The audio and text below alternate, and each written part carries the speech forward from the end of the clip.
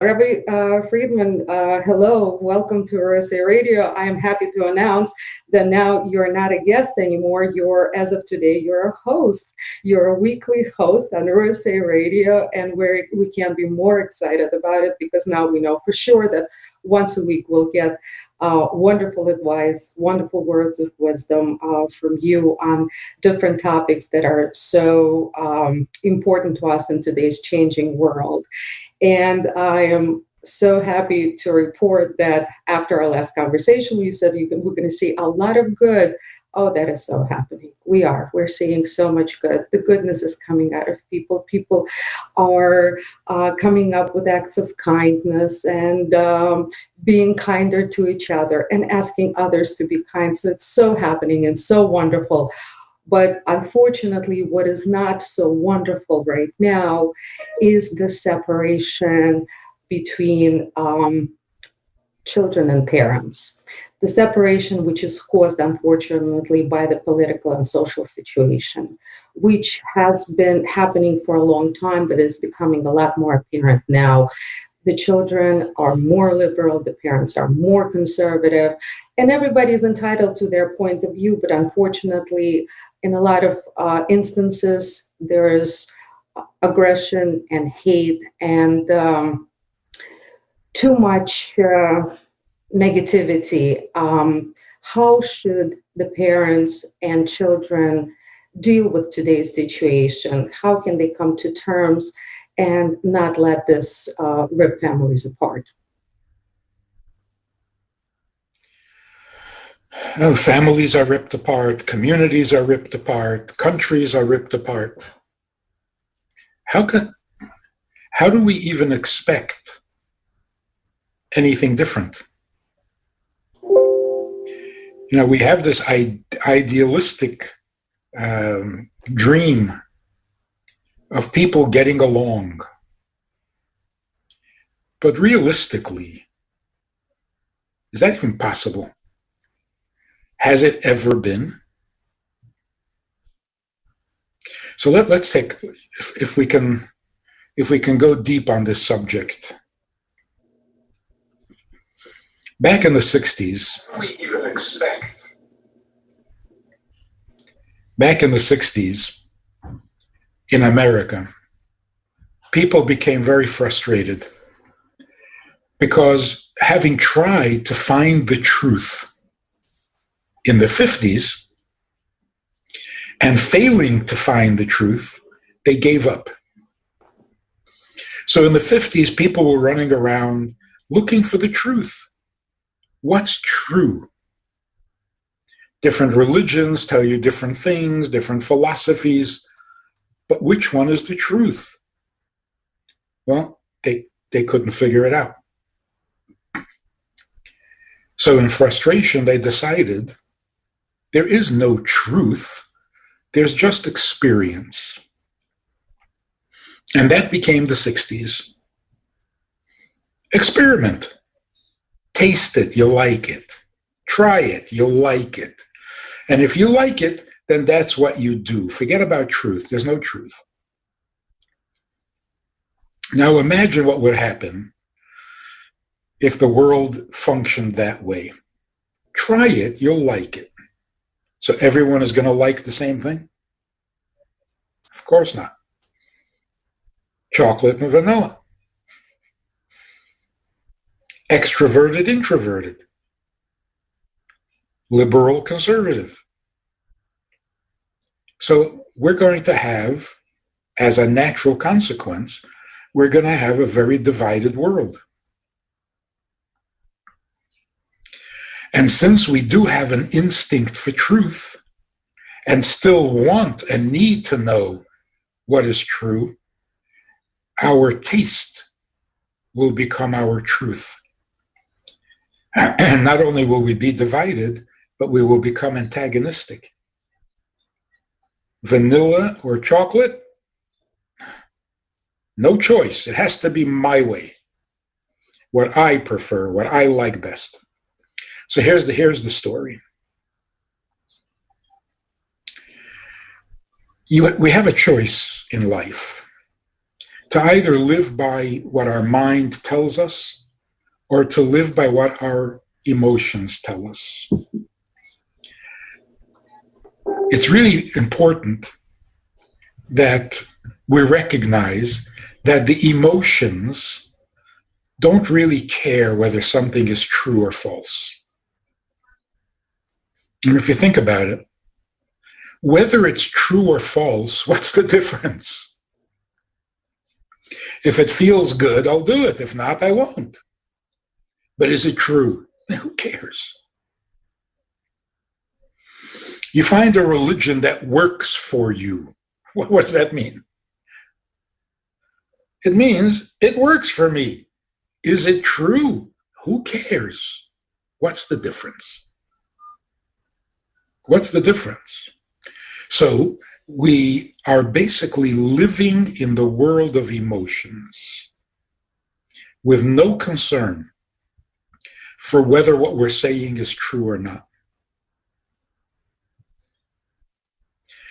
Not because we want to lie, not because we're trying to mislead people and give misinformation.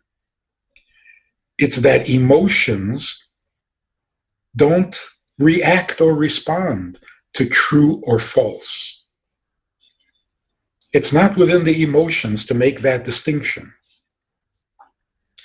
The only place in us that cares whether something is true or false is in the mind. Like, for example, I figured out, took me a while, but I figured out that 2 and 2 is 4. Makes a lot of sense. But then my mind says, is that true? Yeah, it makes a lot of sense. But is it true? So what do? To prove that it's true, I take 4 and I divide it in half. Do I get 2? Then I've proven that my theory is correct.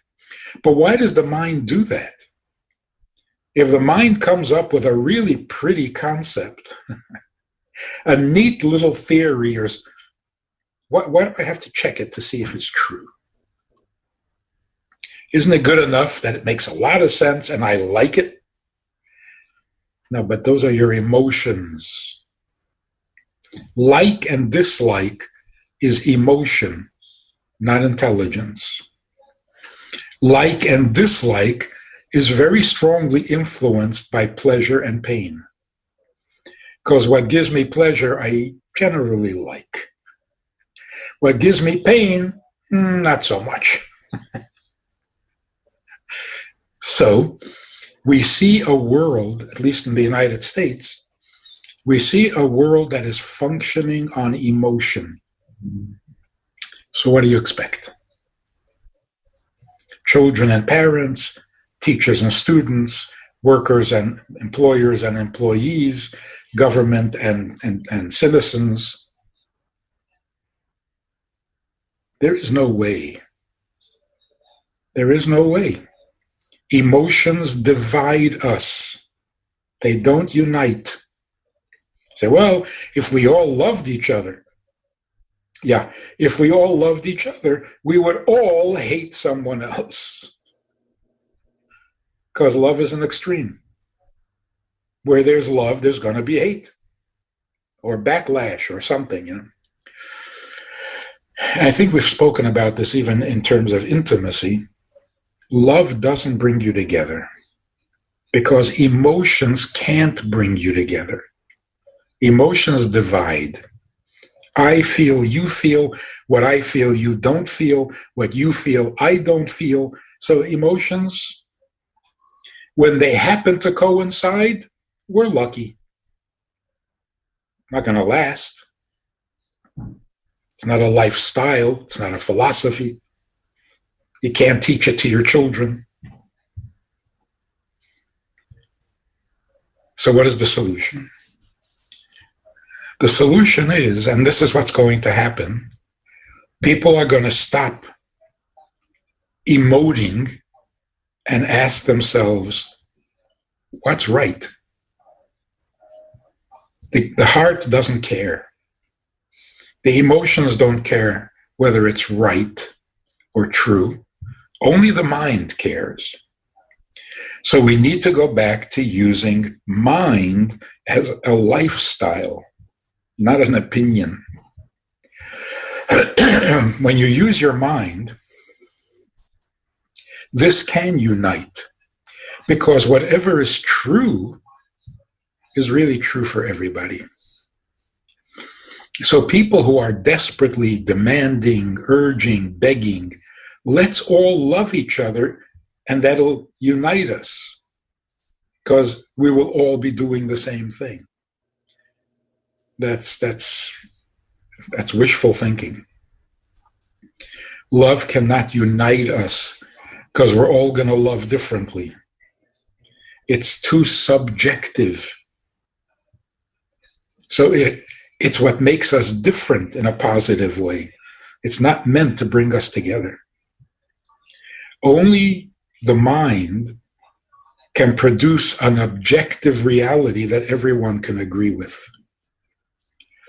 So here's the desperation of our times. We're looking for something that is universal, that can unite us, but we're looking in the wrong place.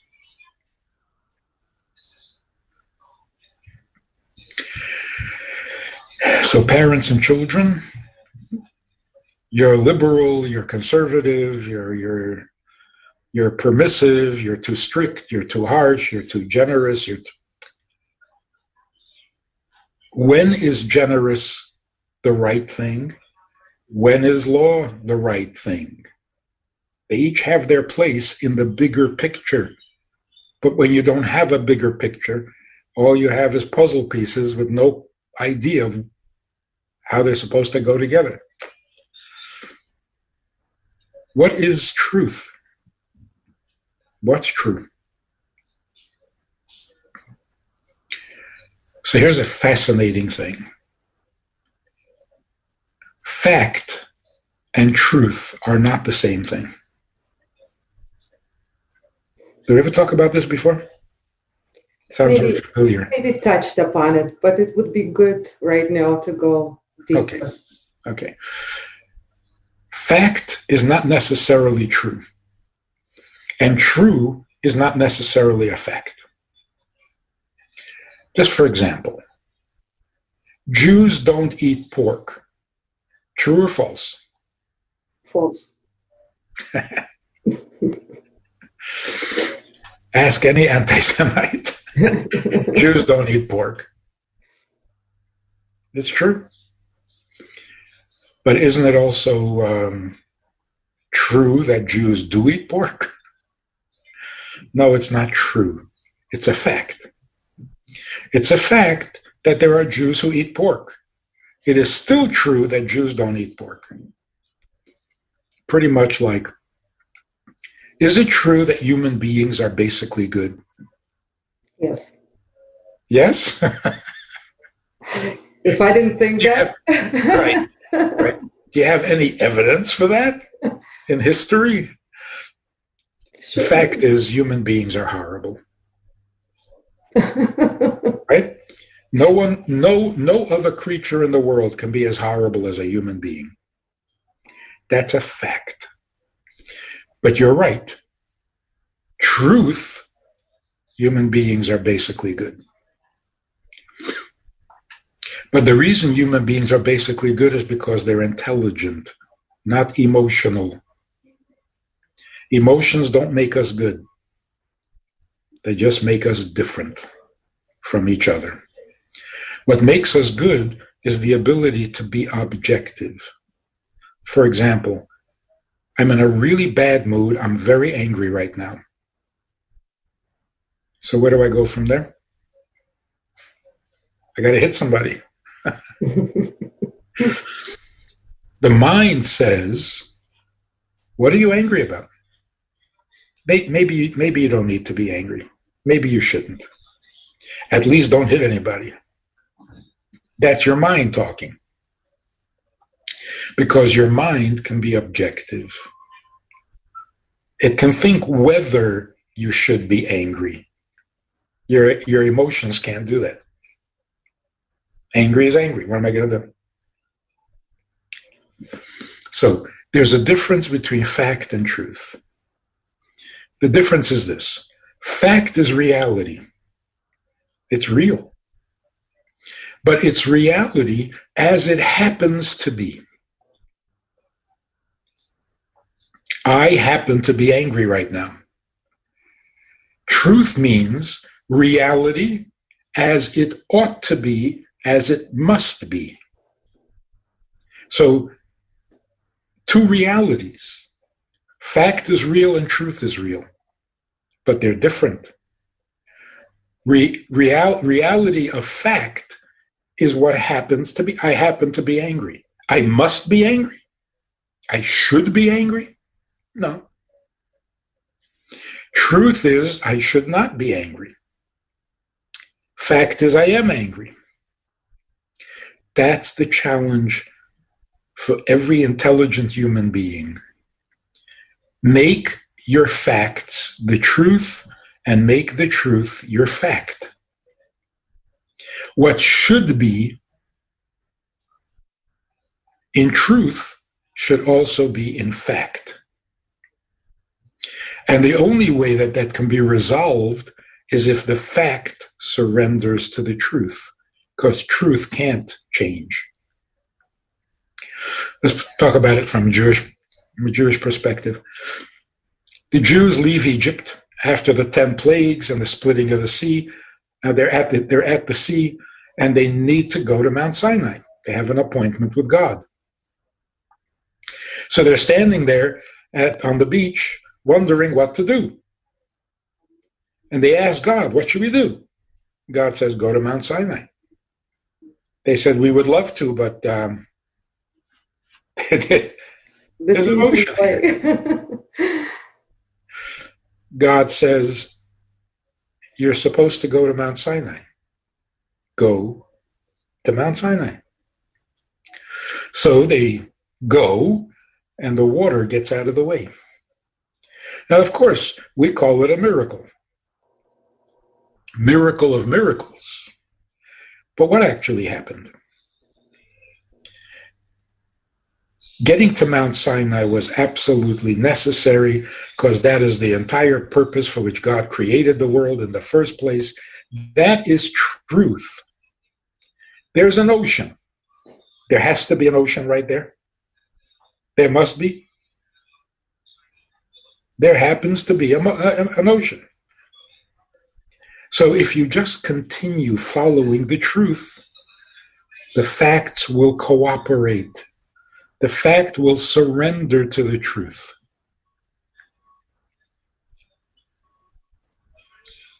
And that's what happened. Unfortunately, the world we live in so far has always had this split between true and fact. So when the truth prevails and the fact surrenders, we call it a miracle. But it shouldn't be. A person, God forbid, is in a terrible car accident, but he survives. A miracle. Again, what just happened? Life must be. Death doesn't have to be. So in this case, the fact surrendered to the truth. Instead of dying, he lived, he survived. We still call it a miracle because we're not used to facts surrendering to the truth.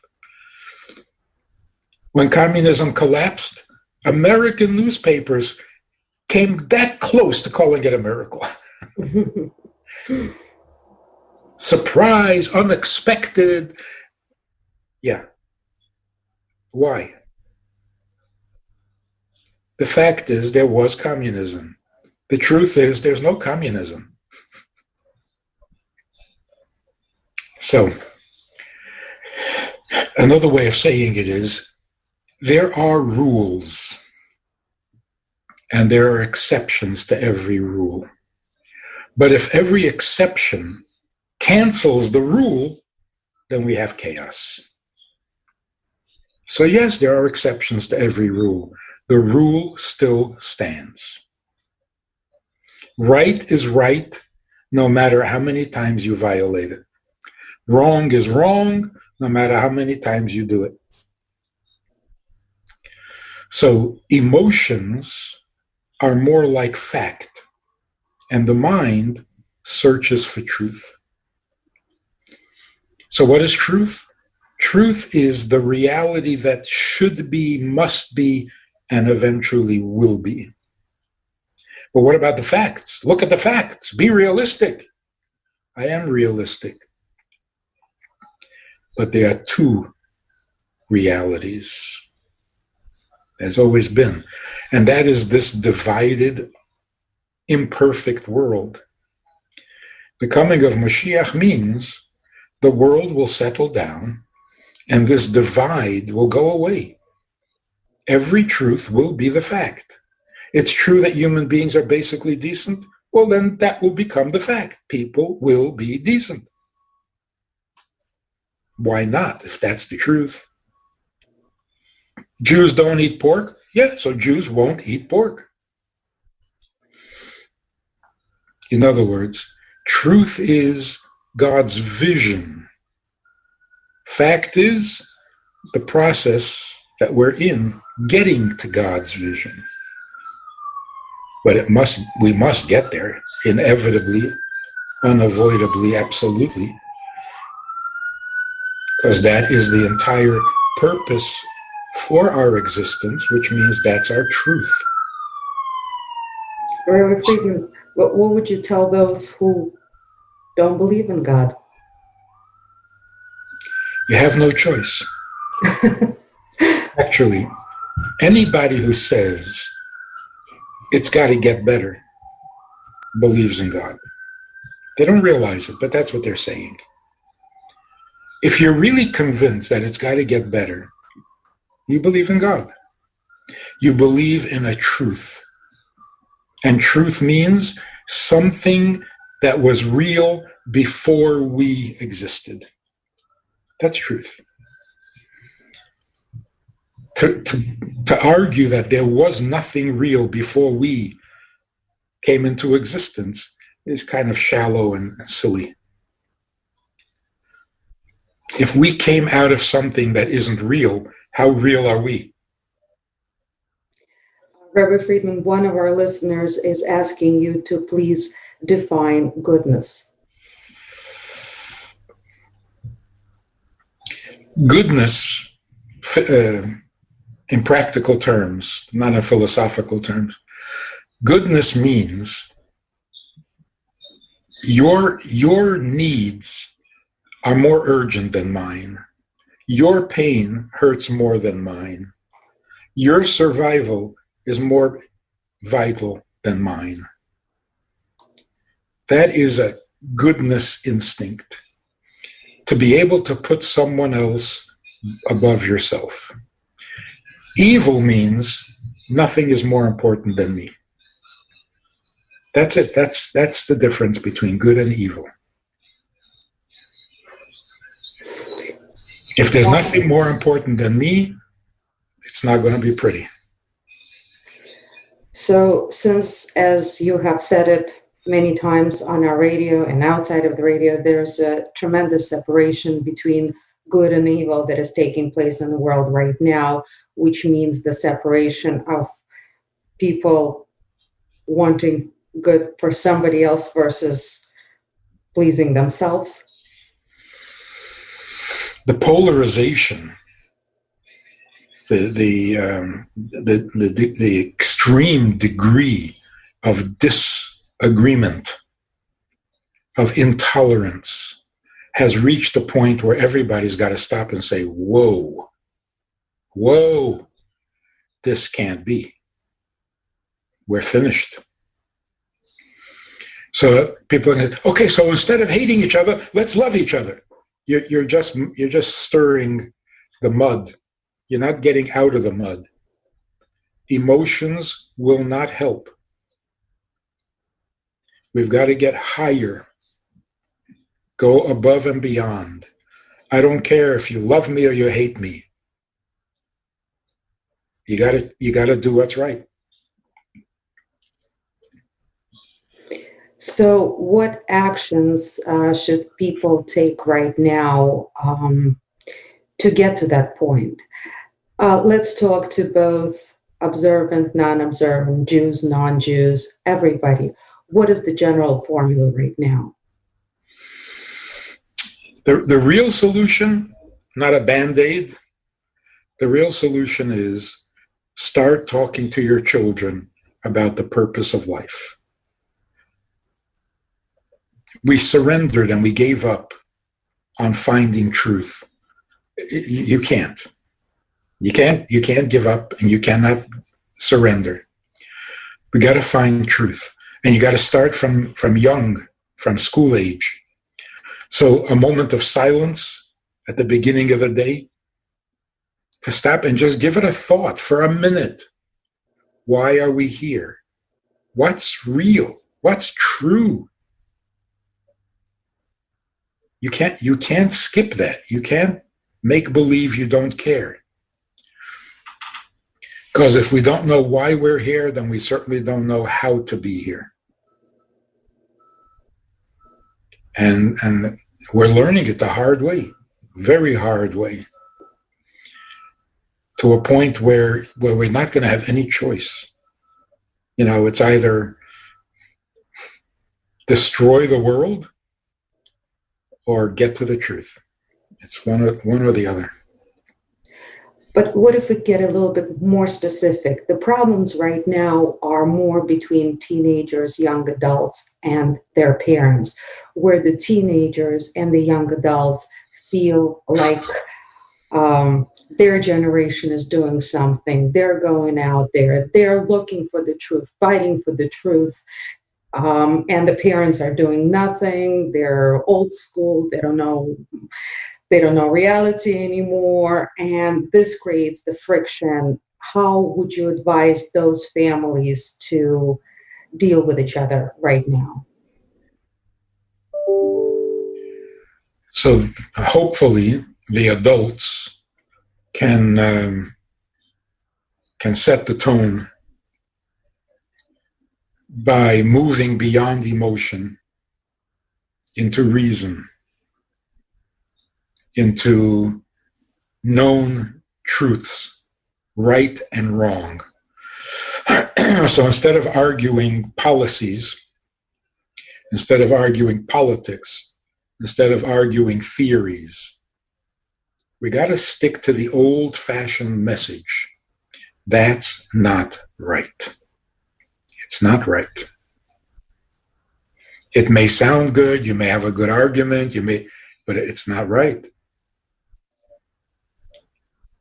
It's like, in school they have the broken record method.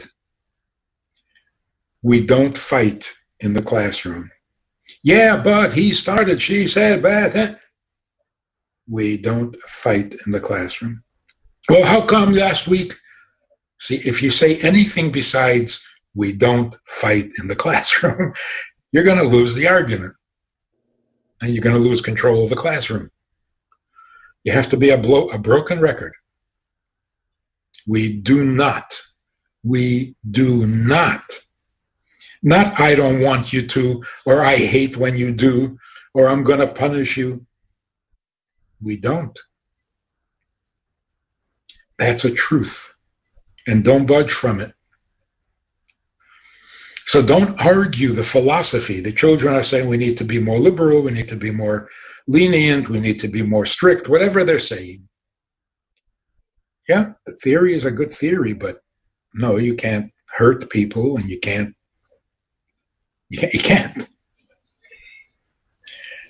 Not allowed in the old language.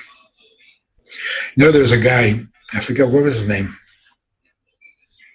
The guy who started the clinic in Kansas. What was his name? I'll think of it in a minute. Anyway, he was a very famous and popular psychologist, and he was giving a lecture on psychology or child psychology to a group of priests. This must have been back in the 30s, maybe 40s.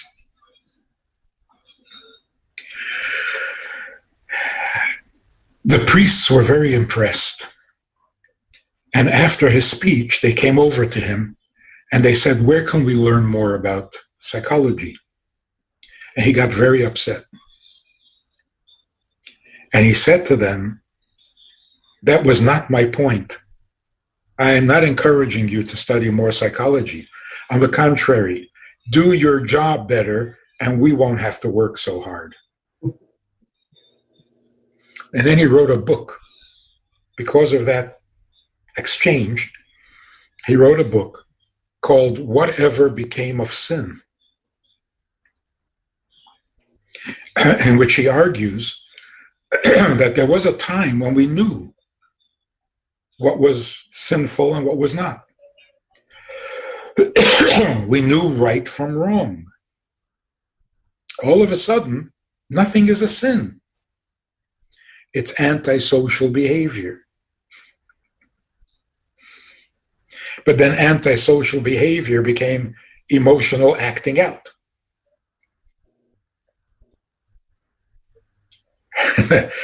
And then it became a symptom of a traumatic dislocation of the maturing processes. In other words, we don't know right from wrong anymore. So, of course, everybody's going to end up needing psychiatric treatment.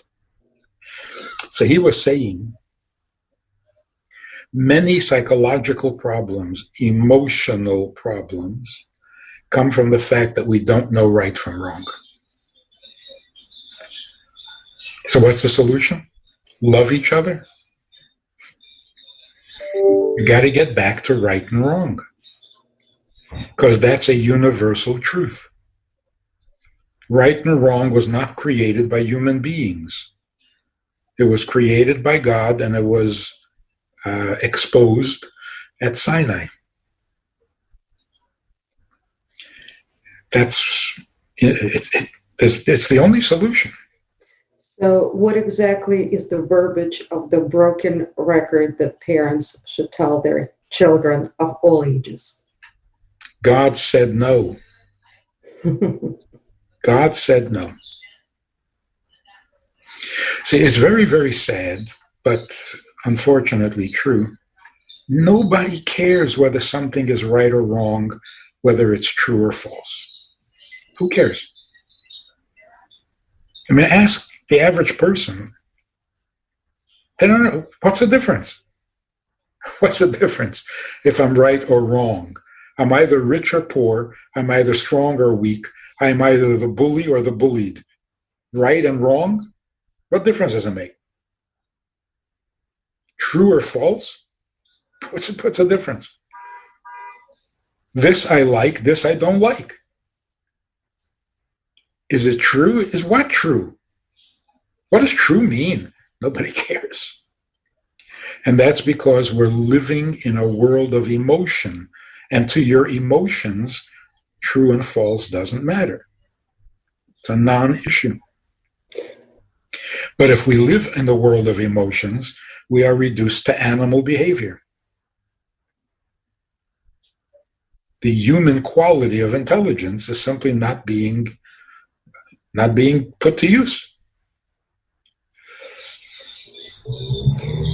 Rabbi Friedman, amazing. Once again, amazing. Thank you. Thank you for moving us just a little bit more upwards and just putting things more in perspective. And hopefully we'll all get there where we can think cleanly. People say eat clean. I say think clean. And thank you for being, for putting us on that path. We will get there. There's no question. The only question is how many scars will be left behind. But we will get there. Hopefully we'll get there very, very soon. And I'm so grateful on behalf of our entire community for having you on our radio and very much look forward to next Tuesday. Now we can say that with regularity. And we'll be more prepared next time to take more questions from the audience. So hopefully everybody can get some immediate resolutions. Again, thank you so much for being with us today and always. Have a great week. Thank you. Thank you.